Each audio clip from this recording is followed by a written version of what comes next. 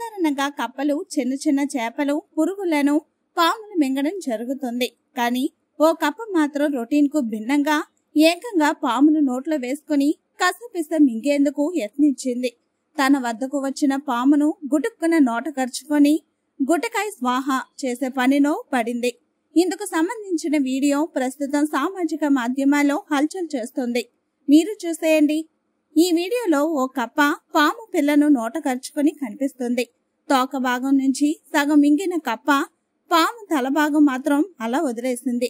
దీంతో కప్ప నోట్లో ఇరుక్కుపోయిన పాము పిల్ల లబో దిబ్బోమంటూ మెలుకలు తిరుగుతూ నోరు తెరిచి అరవడం వీడియోలో చూడొచ్చు. తప్పించుకునే దారి లేక పాము అవస్థలో అన్ని ఇన్ని కావు. గజేంద్ర మోక్షం పర్వంలో మొసలి నోటికి చిక్కిన ఏనుగు మాదిరి పాము అవస్థలు పడడం వీడియోలో కనిపిస్తుంది. ఇక ఈ వీడియోకు ఇప్పటి వరకు మిలియన్లలో వీక్షణలు, లక్షల్లో లైకులు రావడంతో నెట్టింట వైరల్ గా మారింది. ఎంతైనా రొటీన్ కు భిన్నంగా జరిగితే అది ఓ వింతే.